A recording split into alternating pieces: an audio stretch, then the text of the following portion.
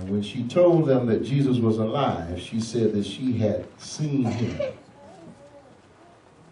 And look at that little last clause. They didn't believe her. But afterward, look at verse 12. He appeared to two who were walking from Jerusalem into the country, but they didn't recognize him at first because he had changed his appearance. But when they realized who he was, they rushed back to tell the others. But no one believed him. Still later, he appeared to the 11 disciples as they were eating together, and he rebuked them for their unbelief and their stubborn refusal to believe those who had seen him after he had risen. I want to stop there just a moment. The women saw him and they went to the disciples, and I want to deal with that scene. When they found the disciples were still grieving and crying. Grieving and crying. And the sister told them, Jesus is alive. Just like he said, he is alive. I want to talk to you from a few moments today from the thought, a day of triumph. A day of triumph. This is a day of triumph. Amen. Amen. I remember some years ago, I was a small boy.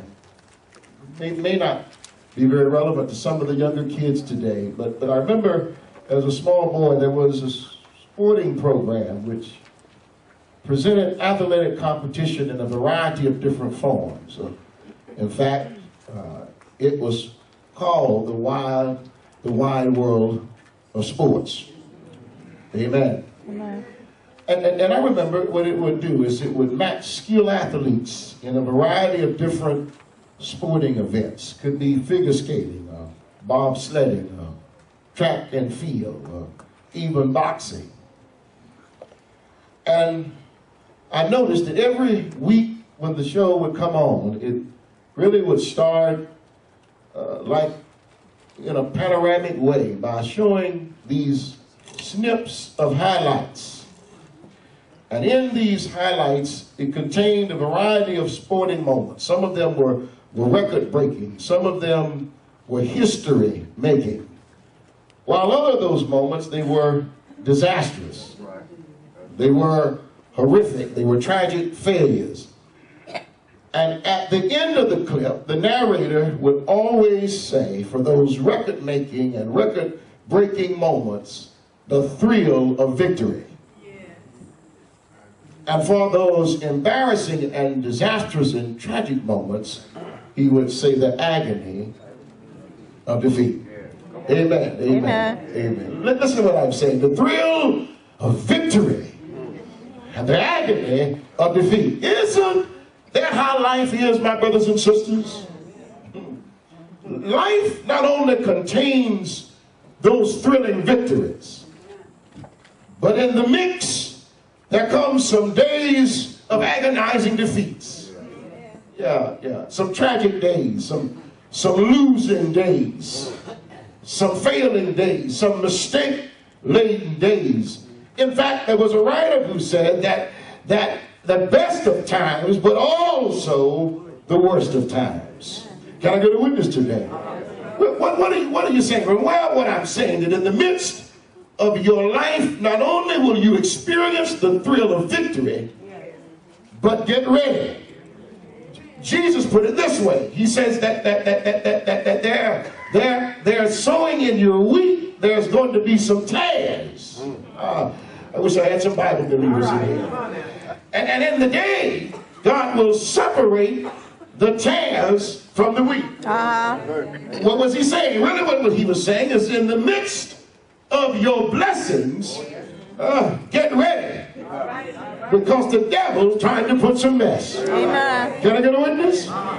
Somebody in here knows what I'm talking about. You know, maybe there's some single parent trying to raise her children all by herself, going through everything by herself. Maybe some victorious days, but yet understands some agonizing days. Yeah. So some healthy person who sitting in here this morning who went to the doctor and got the results of their test back, saying that they got a lump.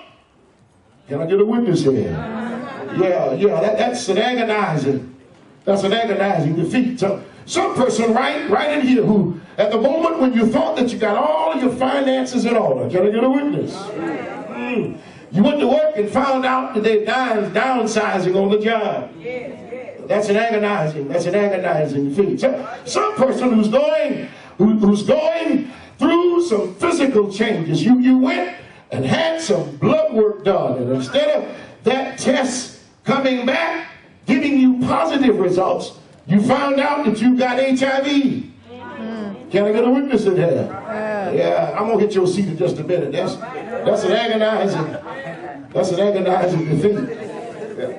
Somebody, you've been married for years. Wow. Great day in the morning. And you've been there through thick and thin. And then it got thin again. And when it got thin, he left you. Wow. Oh, Lord have mercy. But when he left you, instead of leaving you for Eve, he left you for Steve. Oh, Lord have mercy. That's got to be an agonizing defeat. Amen. Amen. So somebody in here, you trusted somebody. You confided in them. You thought they were your ace. Y'all gonna help me preach today. You allowed yourself to open up to them, and then you found out they talked about you, betrayed you, vilified you, ridiculed you, ostracized you, criticized you, scrutinized you, called you everything but a child of God. Smile in your face all the time. They stabbing you in your back, wanting to take you. Anybody in with me? That's an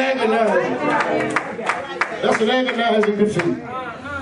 These kinds of defeats can zap our motivation and energy for life. These kind of defeats can bother with our psyche and make us feel different about ourselves, lower our self-esteem and our self-worth. If you experience enough agonizing defeats, they will make you say things like, what's the use?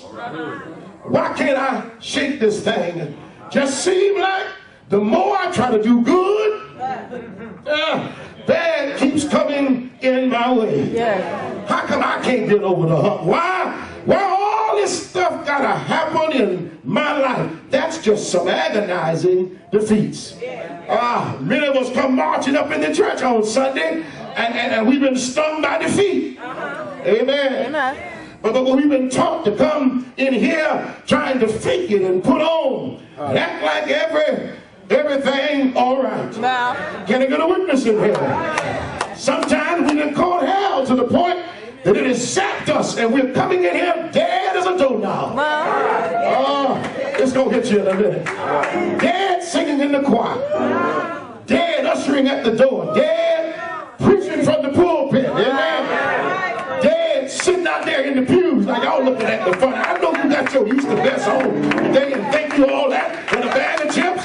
But some of us are nothing but dead. Amen. Dead because we've been listening to all that mess that people have been feeding. Dead because we don't believe God can lift us up higher than we've ever been lifted up before. Dead because we've heard so much negative mess that we can't shake that stuff off and go to where God would have us to go. Dead because we come sit up in the church talking about it like God owes us something. But don't you know, if it had not been for the Lord on your side.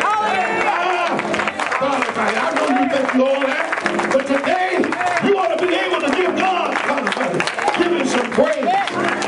Dance with your praise. Dance with your talk. Dance in your walk. Can I get a witness in there? I know you think you're kicking and doing all like that, but nothing but dead. I heard a preacher once say anything dead ought to be buried. Can I get a witness in here? I don't know about you, but I'm scared of dead stuff. I don't want dead folks around me. I don't want dead talk coming my way. In fact, I've learned to try to get rid of all that dead stuff. If you're going to ever be rejuvenated, ever be regenerated, ever be resurrected, you've got to administer the final rites to everything dead. Can I get a witness in here? And lift your eyes up toward the hills from which cometh your help.